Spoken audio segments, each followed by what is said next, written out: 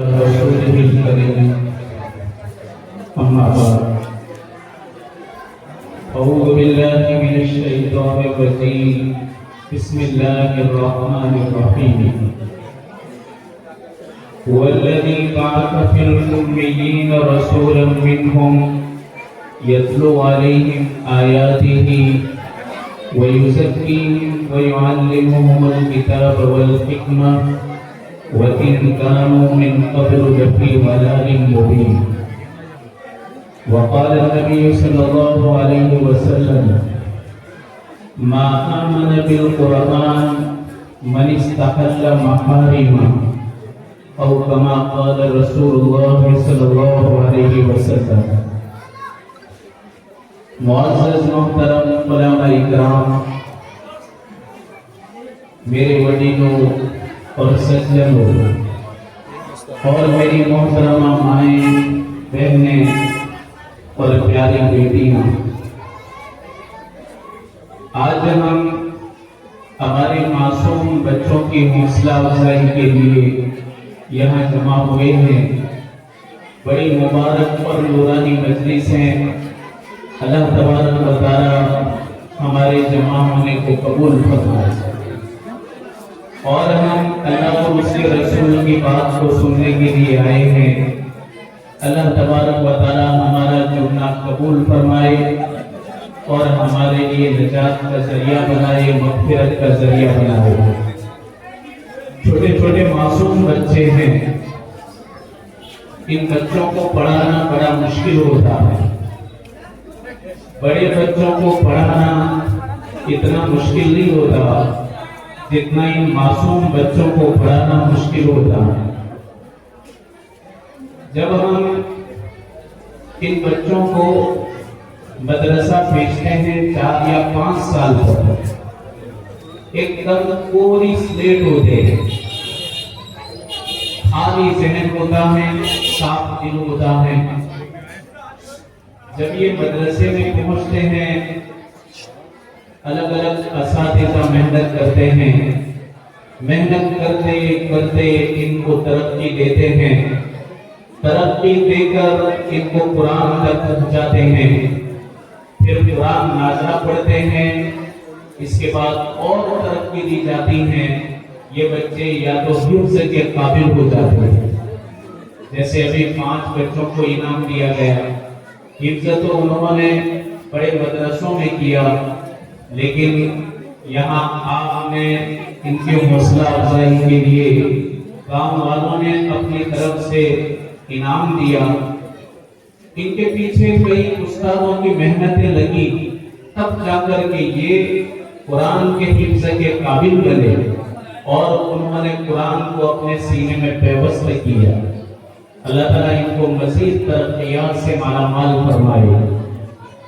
ان چھوٹے بچوں پر ان بزرگوں نے محنت کی وجہ سے یہاں اسٹیج پر آئے اور اسٹیج پر آ کر کے انہوں نے الگ الگ پروگرام پیش کیے اور پروگرام ہم نے دیکھے اور ہم نے یہ پروگرام سنے تو ہمیں لگا کہ یہ کتنی محنت سے انہوں نے یہاں تک پہنچایا ہے.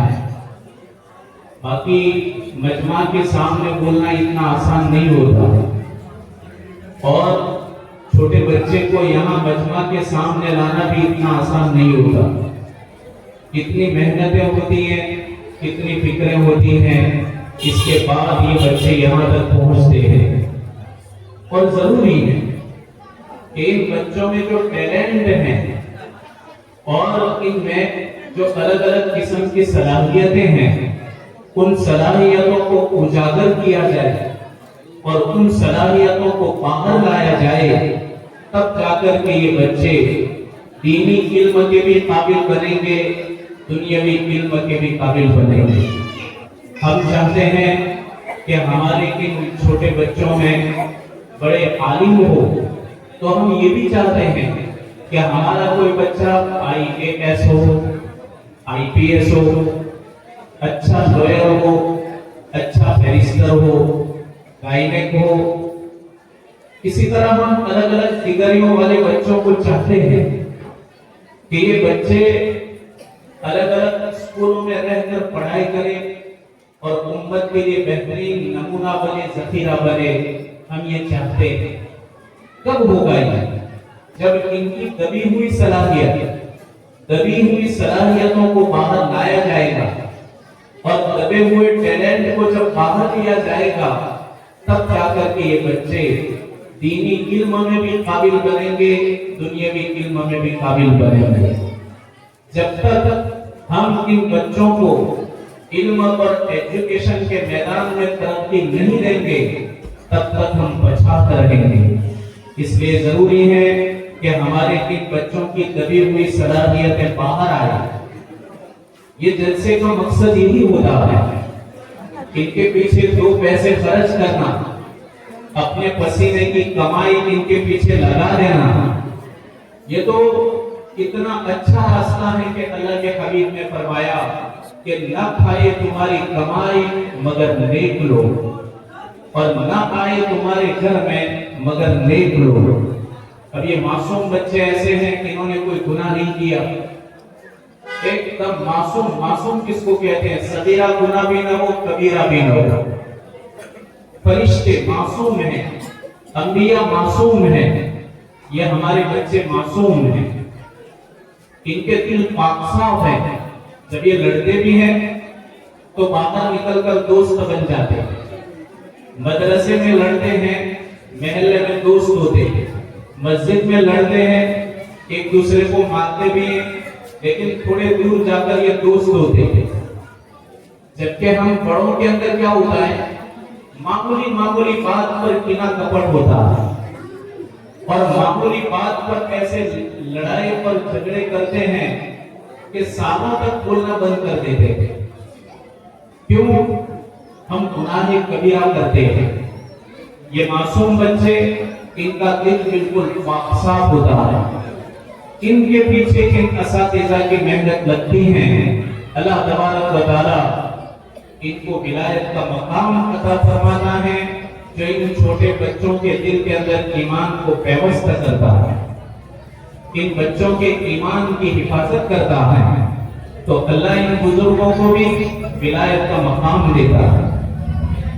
ہمارے بڑے وڈیل 40 سال سے مسلسل محنت کر رہے ہیں، کتنی محنتیں 87 سے محنت کر رہے ہیں، شاید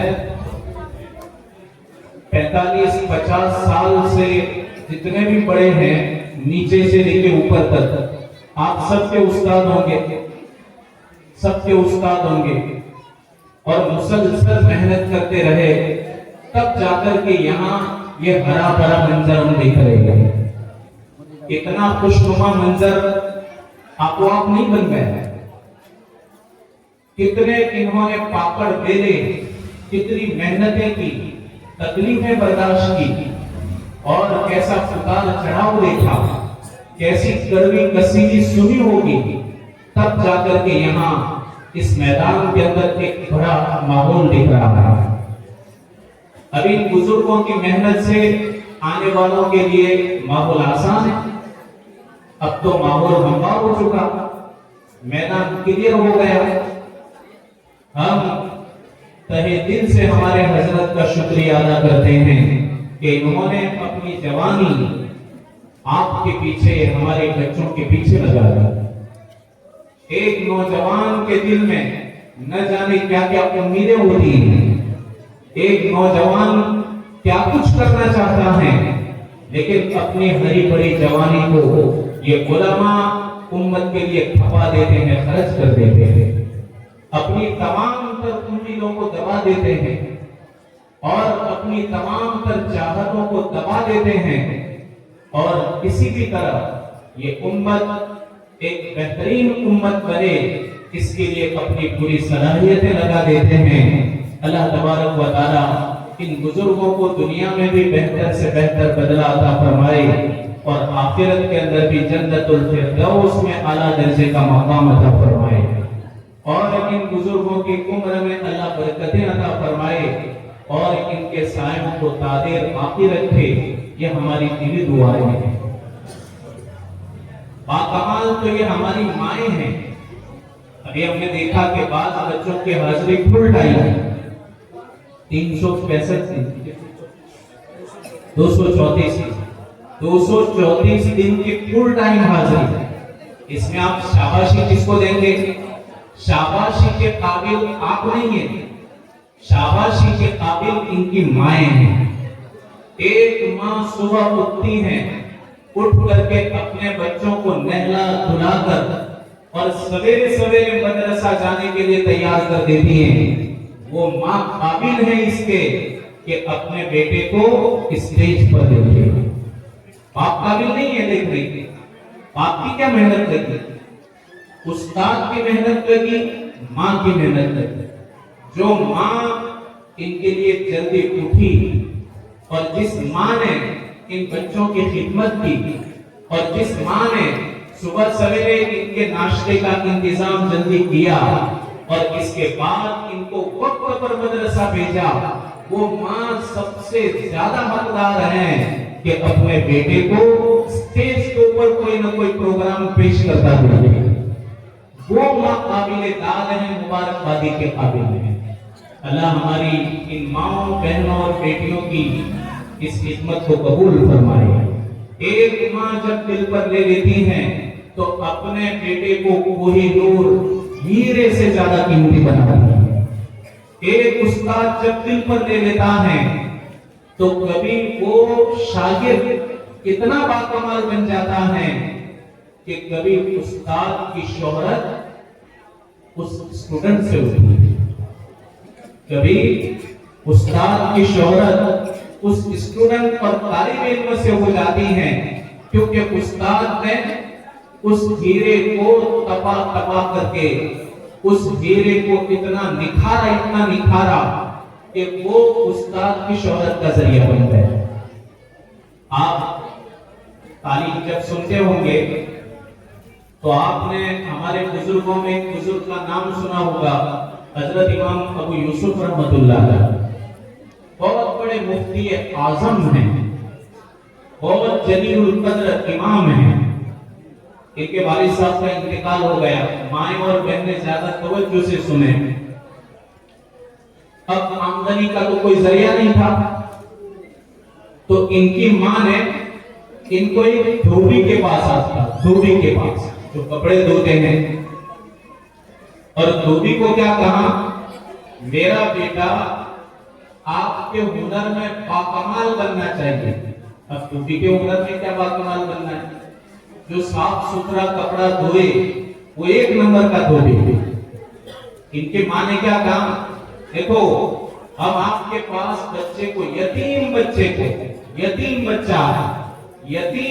کو آپ کے پاس بھیج رہے ہیں تاکہ وہ اچھے سے اچھے کپڑے دھونے والا دھوبی بن جائے۔ بچہ جانے لگا دھوبی کے پاس۔ راستے میں ایک مسجد پڑتی تھی، مسجد میں حضرت امام ابو حنیفہ رحمۃ اللہ علیہ، ان کا نام بھی آپ نے سنا ہوگا، فضائل اعمال میں بھی کبھی آتا ہے، اور آپ نے مسجد کے اندر بیان سنتے ہوں گے تو بیان میں بھی آپ کے امام صاحب کی زبانی آپ نے نام سنا ہوگا۔ امام ابو حنیفہ بچوں کو درس دیتے تھے، سبق دیتے تھے۔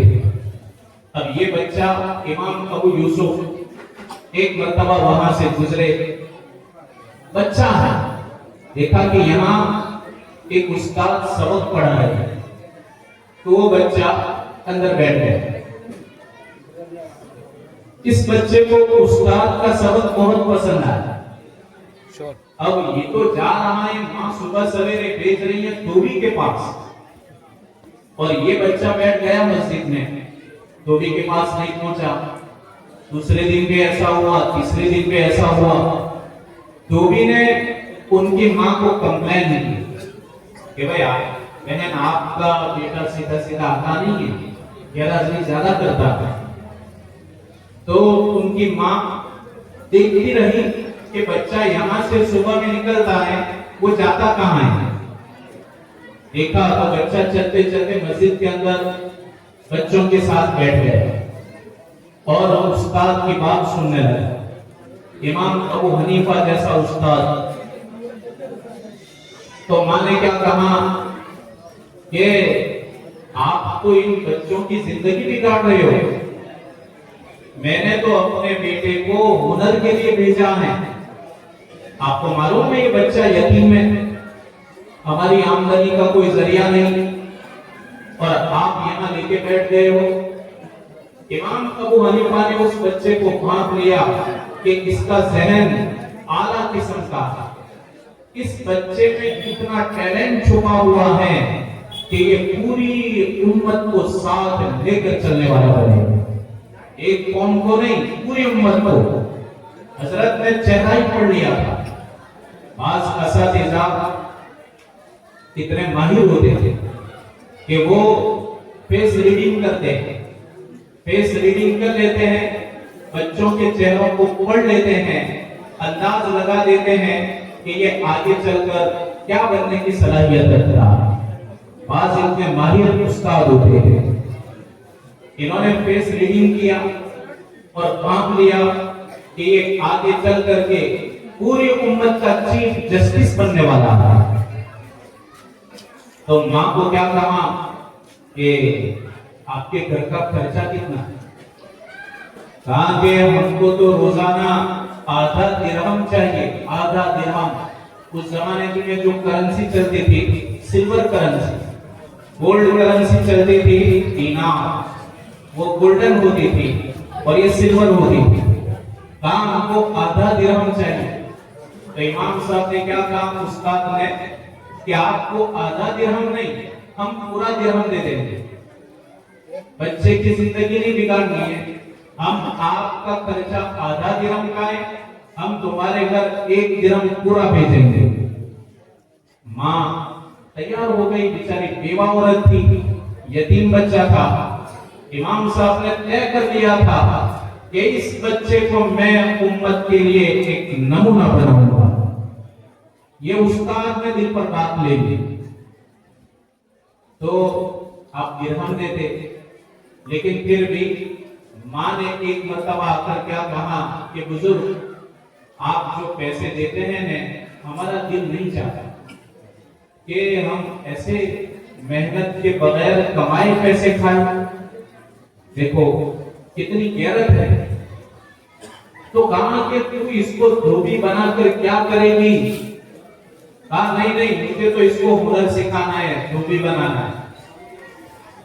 تو امام صاحب کی زبان سے کیا نکل گیا ہے کہ سن, ایک زمانہ آئے گا کہ وقت کے بادشاہ کے ساتھ یہ اسٹیج کے اوپر بیٹھ کر کے فالودہ کا جام پیے. استاد نے کہا. تو عورت کیا کہنے لگی, حضرت آپ ایک بیوہ عورت کا مذاق کر رہے ہو؟ کہا نہیں مذاق نہیں ہے, ایک دن آئے گا, خوشیاں آئے گی تمہارے گھر, بس تمہارے گھر ہم خرچہ دے دیں گے. دیکھو اپنی کمائی کس پر لگ رہی ہے؟ پڑھنے والے بچے کے اوپر. جیسے ہم نے ابھی دیکھا وکیل صاحب نے کتنے پیپرز پڑھے, آپ نے 10 پیپرز پڑھے. دوسرے بھی آئے, انہوں نے بھی. شاید گاؤں میں کوئی نام باقی نہیں رہا ہے, پورا گاؤں آ گیا. بہت اچھی بات ہے. 1 لاکھ سے زیادہ ماشاءاللہ ان چھوٹے چھوٹے بچوں پر آپ کی کمائی لگ رہی ہے. اللہ کے یہاں 100 روپے اخلاص سے دیے ہوئے آپ کے اگر قبول ہو گئے, اللہ آپ کو جنت الفردوس کا مالک بنا دے گا. اخلاص کی بنیاد پر چھوٹے بچے کو خوش رکھنا یہ بھی جنت کا عمل ہے. اللہ کے حبیب نے فرمایا جنت میں ایک جگہ ہے جس کا نام ہے دار الفرح, خوشی کی جگہ. صحابہ نے کہا یا رسول اللہ وہ جگہ کس کو ملے گی؟ آپ نے فرمایا جو بچوں سے محبت کرے, بچوں کو خوش رکھے, بچوں کے سر پہ ہاتھ پھیرے اور بچے کی عظمت اور رحمت اپنے دل میں رکھے, ایسے لوگوں کو جنت میں مقام دیا جائے گا. تو آپ نے ان بچوں کو خوش کر دیا. اساتذہ کے بھی آئے نا کہ خالی 2 ڈبے میں سمجھا دیے. ڈبے تو شاید مہنگے نہیں ہیں, 301 روپے کے. یہ کیشر یہاں بیٹھا ہوا ہے تو انصاف لینے میں یہاں آسان نہیں اس سے. تو اللہ کا شکر ہے کہ ہم سن رہے تھے کہ اساتذہ کو بھی خوش کر رہے ہیں. ماشاءاللہ ماحول تو بہت اچھا ہے. خوشی ہوئی بچوں کے پروگرام بھی سنے اور آپ کے دل کے جذبات بھی دیکھے, آپ کی سخاوت بھی دیکھی, اور اللہ کی کتاب کی عظمت بھی آپ کے دلوں میں ہے. اس لیے آپ 2-3 گھنٹے سے یہاں بیٹھے ہوئے ہیں اور عظمت کے ساتھ آپ سن بھی رہے ہیں, عظمت کی نگاہوں سے آپ دیکھ بھی رہے ہیں. اللہ تعالیٰ اس بستی کو بھی آباد رکھے اور آباد رکھنے والوں کو بھی آباد رکھے, اور اللہ تعالیٰ آپ کے دلوں میں آپس میں ایک دوسرے کی محبت برقرار رکھے, آپ کے دلوں میں ایک دوسرے کا احترام برقرار رکھے. یہ ہماری دلی دعا ہے. تو بات چل رہی تھی امام صاحب کی. امام صاحب نے کہا کہ آپ گھبرائیے نہیں, آپ کا یہ بچہ ایک دن بننے والا, آپ کے گھر کا خرچہ ہم دے دیں گے. امام ابو حنیفہ بہت مالدار آدمی تھے, کپڑے کے بہت بڑے تاجر تھے, بزنس مین تھے. ان کا بزنس پورے عرب کے اندر پھیلا ہوا تھا, پورے عرب میں. انہوں نے کہہ دیا کہ آپ کا یہ بچہ ایک وقت آئے گا تو بادشاہ سلامت کے ساتھ بیٹھ کر کے آلودہ کا جام پیے گا. اب استاد بھی دنیا سے چل بسے, ماں بھی چل بسی, بچہ ترقی کرتا گیا کرتا گیا کرتا گیا. اللہ تعالیٰ نے آپ کو ایک بہترین اسلامک اسکالر اور ساتھ ساتھ میں چیف جسٹس, وکیل صاحب بیٹھے ہیں. آپ کو معلوم ہونا چاہیے کہ دارالعلوم میں ہدایت پڑھائی جاتی ہے. ہدایت 4 والیوم میں ہے. اس میں اسپیشل ایک بات ہے, ایک چیپٹر ہے. وہ چیپٹر لو کا ہے, لو کا ہے. یہاں تک کہ ہم ایک مرتبہ سپریم کورٹ میں تھے, بہت سی مرتبہ جانا ہوتا ہے سپریم کورٹ میں, تو وہاں مریض صاحب وغیرہ ان سے بھی ملاقات ہوئی. ارشاد احمد کا شاید نام سنا ہوگا آپ نے, بہت ہوشیار آدمی. وہ مجھے ایک بات بتا رہے تھے کہ آپ جو ہدایت پڑھتے ہو نا, اس کے 2 والیوم سپریم کورٹ میں ہیں, 2 والیوم سپریم کورٹ میں ہدایت. اور وہ کیا بولے کہ آپ جو ہدایت پڑھتے ہیں, آپ کے بچے, یہ پڑھنے کے بعد آپ اگر لو کی ڈگری حاصل کر لو تو آپ سے بہتر کوئی بیرسٹر نہیں ہو سکتا. صاحب ہدایہ نے, صاحب ہدایہ خود حنفیہ کے جسٹس ہیں. وہ فرماتے ہیں کہ جو بچہ 4 والیوم ہدایہ کے پڑھ لے اور اس میں جو دلیل کی دنیا ہے, جو اس میں آرگیو ہوتا ہے, ہیئرنگ ہوتا ہے, بڑا زبردست ہوتا ہے, تو بولے کہ آپ کا بچہ اگر ہدایت پڑھ لے اور لوگ کی کچھ تعلیم حاصل کر لینے تو یہ آپ کے دارالعلوم کے بچے سپریم کورٹ میں کیس لڑ سکتے ہیں. انداز بتاؤ تو اتنا منظم تعلیم کا نظام ہے ہمارا. امام صاحب بھی دنیا سے چل بسے, ان کی ماں بھی چل بسی. خلیفہ ہارون رشید بادشاہ بنا, خلیفہ ہارون رشید 21 کنٹریز کا یہ کنگ ہے عرب کی آج کی. اتنا بڑا کنگ, جب اس کی بہت بڑی محفل سجائی گئی, اسٹیج لگایا گیا, اس کے بعد انہوں نے اس زمانے کے بڑے بڑے کتابر علماء ان کو جمع کیے اور انہوں نے ان پوری اسلامی سلطنت کے لیے ایک چیف جسٹس کا انتخاب کیا, سلیکٹ کیا, اور وہ تھے حضرت امام ابو حنیفہ, حضرت امام ابو یوسف رحمۃ اللہ علیہ. اب ان کی تاج پوشی کرنی تھی. اسٹیج کے اوپر بڑے بڑے وزیر ہیں, بڑے بڑے علماء بیٹھے ہوئے ہیں, تو حضرت کو جب لایا گیا, حضرت اسٹیج پر آئے, آپ کو پتا نہیں تھا کہ یہاں مجھے کیا پلایا جائے گا، میرے سامنے کیا پیش کیا جائے گا، حضرت کو تو معلوم نہیں تھا۔ اچانک خلیفہ ہارون رشید کے کچھ خالی ٹرے میں گلاس بھر کے فالودہ کے جام لایا، تو سب سے پہلا جو جام پیش کیا گیا وہ خلیفہ ہارون رشید اور قاضی ابو یوسف، بیرسٹر قاضی ابو یوسف کے سامنے اس کو لایا گیا۔ تو حضرت کی نظر پڑی تو استاد کی بات یاد آ گئی اور ماں کی یاد آ گئی، ساروں قطار رونے لگے، آنسو گر رہے ہیں، پورا دامن ان کا تر ہو گیا۔ خلیفہ ہارون رشید گھبرائے، کہا کہ حضرت آپ کیوں رو رہے ہیں؟ کہا کہ بس مجھے رو لینے دو۔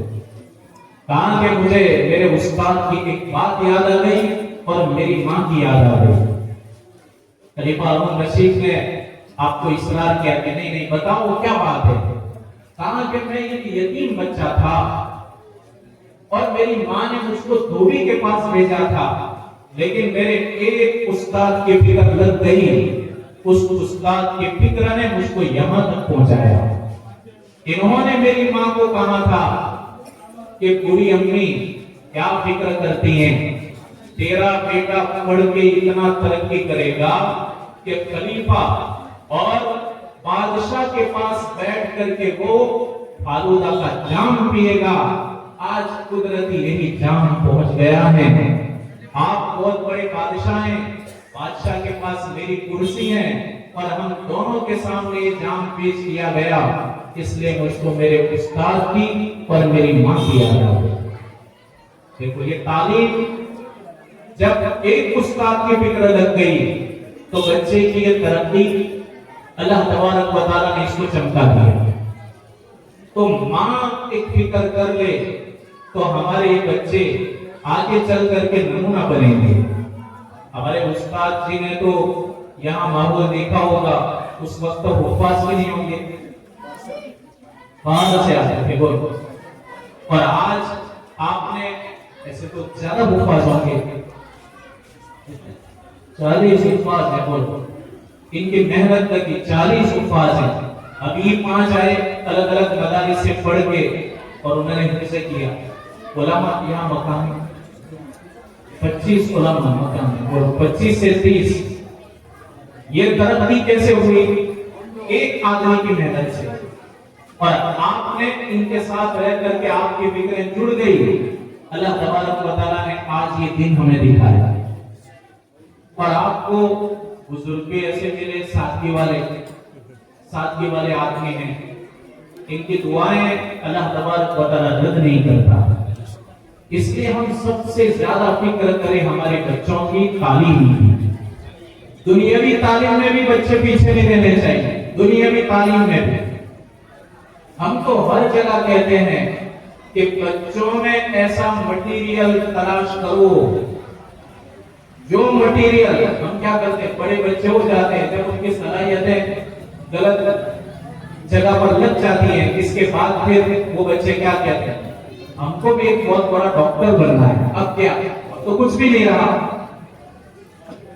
ہر جگہ ہم کہتے ہیں کہ ہمارے بچوں میں بھی وہ مٹیریل تلاش کرنا چاہیے کہ جو انڈیا کے اعلیٰ عہدے ہیں، اعلیٰ عہدے، IAS اچھا عہدہ ہے، اس میں محنت بھی زیادہ چاہیے، لیکن ایک عزت والا باوقار عہدہ ہے، اس میں بھی ہمارے بچے پیچھے نہیں رہنے چاہیے، لیکن یہ ماں باپ کی فکر سے ہوگا۔ محنت، ہر کام میں محنت لگتی ہے۔ سونا بھی جب زمین سے نکلتا ہے تو سیدھا سونار کے وانی پہنچ جاتا ہے، وہ کتنے تھپیڑے کھا کر کے پھر وہ کرنسی کے قابل بنتا ہے۔ ہیرا جب کھان سے نکلتا ہے تو جواہری کے پاس نہیں آ جاتا، وہ کتنا کستا ہے، تپتا ہے اور کتنی کٹھنائیوں سے باہر نکلتا ہے، تب جا کر کے جوہری کے پاس جاتا ہے۔ یہ ابھی یہ چھوٹے ہیرے ہیں، ان کی گھسائی ہوگی برابر، تب جا کر کے امت کے لیے نمونہ بنے گے۔ لیکن میرے بھائیوں اس کے لیے ضروری ہے کہ ہمارے بچوں کے پیٹ میں حلال لقمہ جانا چاہیے. ایک حرام لقمہ بچے کی زندگی کو برباد کر دیتا ہے. ایک سود کا روپیہ جب گھر میں آتا ہے تو گھر کا سارا سکون ختم ہو جاتا ہے.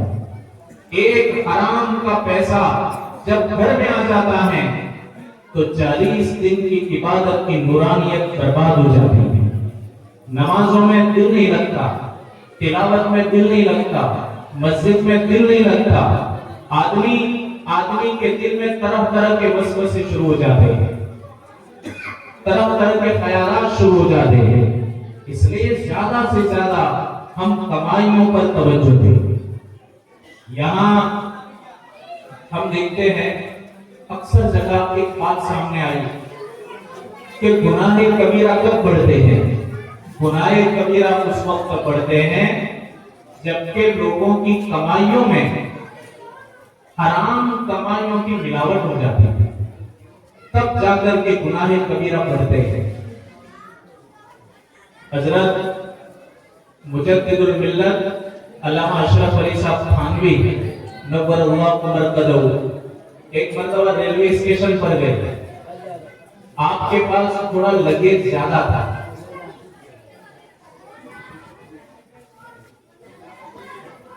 تو انہوں نے خادم سے کیا کہا کہ بھائی میرا تھوڑا وزن زیادہ ہے تو لگیج کروا کے پیسے کٹوا دو. اب حضرت کو تو دنیا پہچانتی تھی. ان کو دیکھ کر کے اسٹیشن ماسٹر آ گیا. کہا کہ حضرت آپ کہاں جا رہے ہیں؟ کہاں جلال آباد جا رہا ہے. کہاں یہاں کیوں کھڑے ہیں؟ کہاں تھوڑا ہمارا یہ وزن زیادہ ہے تو لگیج کروا کے پیسے کٹوا لیتے ہیں. کہا کہ ارے اس میں کیا، آپ کا وزن کیا زیادہ ہوگا، میں گارڈ کو بول دیتا ہوں آپ کی خبرگیری کر لیتے ہیں. کہا کہ گارڈ کہاں تک رہے گا؟ حضرت نے پوچھا. کہا کہ آدھے راستے تک رہے گا. کہا کہ نیا گارڈ بدلے گا تو کہا کہ وہ بھی گارڈ کو کہہ دیتا کہ جہاں تک تو رہے تو خیال کرنا اور جہاں تو بدلے دوسرا گارڈ آوے اس کو بول دو. آپ نے کہا کہ وہ دوسرا گارڈ کہاں تک رہے گا؟ جلال آباد تک. آپ تو پھر وہاں اتر جائیں گے. کہا نہیں جلال آباد سے آگے کون گارڈ ہے؟ حضرت آپ کو تو وہاں اتر جانا ہے. کہا نہیں جلال آباد کے بعد اوپر تک بھی ایک گارڈ چاہیے. وہاں تک کے لیے کوئی گارڈ ہے؟ کہا کہ نہیں. آپ جلال آباد تک تو کہا کہ یہ ریلوے تیرے باپ کی جاگیر نہیں ہے. اس دیش کے اندر بسنے والے ہر آدمی کا اس میں حصہ لگا ہوا ہے. اگر یہاں میں نے گڑبڑی کر دی تو پھر وہاں کون گارڈ ہوگا قیامت کے دن جو مجھ کو بچانے والا ہوگا؟ اس لیے ہمیشہ ہمارے اکابرین آمدنی پر بہت زیادہ توجہ دیتے ہیں. اس لیے کہ جھوٹ، مکر، فراڈ، دھوکہ دہی جب کبھی بھی کسی کاروبار کے اندر آتی ہیں تو اس وقت وہ کمائی مشتبہ بن جاتی ہے. اور ایسی کمائی جب ہمارے بچوں کے پیٹ میں پڑتی ہیں تو پھر وہ کند ذہن ہو جاتے ہیں. بہت سے بچے ایسے ہوتے ہیں قدرتی طور پر ان کے پلے ہی نہیں پڑتا. استاد بیچارہ تھکتا ہے محنت کرتا ہے لیکن اس کے پلے ہی نہیں پڑتا. اس کے لیے ضروری ہے کہ ہم اپنی کمائی کا خوب خیال کریں کہ وہ حلال طریقے سے ہمارے گھروں میں آئے. اور مبارک ایام ہے، ایک بہت بڑا مہینہ، مہمان مہینہ ہمارے سر پہ آنے والا ہے. ہمارے نبی اسی مہینے میں اپنے آپ کو تیار کر لیتے تھے. رمضان کے آنے سے پہلے ہی اپنے آپ کو تیار کر لیتے تھے. اور سب سے زیادہ روزے آپ شعبان کے اندر رکھتے تھے. رمضان کے مہینے میں تو روزے ہیں، رمضان کے علاوہ بچے 11 مہینے، 11 مہینوں میں سب سے زیادہ روزے آپ شعبان کے اندر رکھتے تھے. اور آپ فرماتے کہ اس مہینے میں بندے کے اعمال اوپر جاتے ہیں، میں چاہتا ہوں کہ میرے اعمال اس حالت میں جائے کہ میں روزے کی حالت میں ہوں۔ اس لیے ہم آنے والا مہینہ ہے، دعائیں بھی کریں کہ اللہ ہم کو صحت، تندرستی اور عافیت کے ساتھ اس مبارک مہینے تک پہنچائے، ہماری عبادتوں کو قبول فرمائے۔ ماشاءاللہ یہاں تو مسجد میں نماز کا ماحول لگا، اسے بھری رہتی ہے مسجد، ماشاءاللہ۔ ابھی عشاء کی نماز پڑھی تو دل خوش ہو گیا، مسجد بھری ہوئی تھی۔ تراویح میں بھی یہی حال ہو، یہ ایسا لگتا ہے گجرات میں جو جہاں اچھا ماحول ہے ویسا ماحول لگ رہا ہے، لوگ بھی پڑھے لکھے ہیں اور حساس لوگ ہیں، اور آپ کے پاس ایسے جوان، مسجد میں بھی جوان زیادہ دکھے، جوان طبقہ زیادہ دکھا۔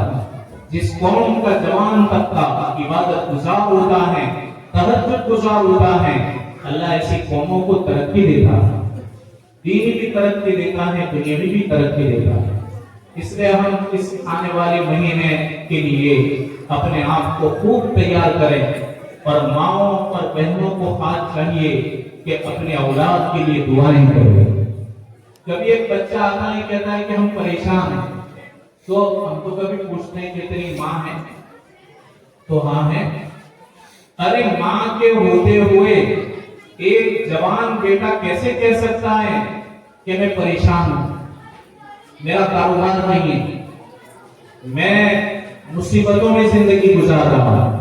ایک ماں جب رات کو اٹھ کر کے اپنے ہاتھ اٹھاتی ہیں اور اپنے بیٹوں کے لیے اپنی آنکھ سے گرم آنسو بہا لیتی ہیں، اللہ ماں کی دعا کو کبھی رد نہیں کرتا، ماں کی دعائیں کبھی رد نہیں ہوتی۔ وہ ماں اٹھ کر کے اپنے بیٹوں کے لیے دعائیں کرے گی، اللہ تعالیٰ ایسی ماؤں کی دعا رد نہیں کرے گا، ان کی اولاد کو پریشانیوں سے نجات دے دے گا۔ لیکن وہ مائیں نہیں ہیں جو راتوں میں اٹھنے والی ہو، تہجد گزار ہو، اور اٹھ کر کے اللہ کو منانے والی ہو، اٹھ کر کے اپنی اولاد کے لیے رونے والی ہو۔ ایسی ماؤں سے یہ امت محروم ہے۔ کچھ مائیں ایسی ہوں گی کہ جو اپنی اولاد کے لیے راتوں کو اٹھ کر دعائیں مانگتی ہوگی۔ ماں باپ کے لیے بہت ضروری ہے کہ جہاں اپنے لیے دعا کرے، اپنی اولاد کے لیے دعا کرے۔ انشاءاللہ دعاؤں سے اللہ تبارک و تعالی بڑے سے بڑے مشکل کاموں کو آسان کر دے گا۔ ہمارے لیے سب سے بڑی دولت اگر کوئی ہے وہ دعائیں ہیں۔ تو اس مبارک مہینے میں بھی ہم دعاؤں کا اہتمام کریں، آنے والے مہینے کے اندر بھی ہم خاص دعاؤں کا اہتمام کریں۔ آپ نے بڑے توجہ کے ساتھ بات کو سنا، ماشاءاللہ آپ نے دینی بات سننے کی بھی تڑپ ہے۔ اللہ تڑپ والوں کو اور طلب والوں کو ہی دیتا ہے، اللہ بے طلبوں کو نہیں دیتا۔ جو طلبگار ہوتا ہے اللہ اسی کو نوازتا ہے۔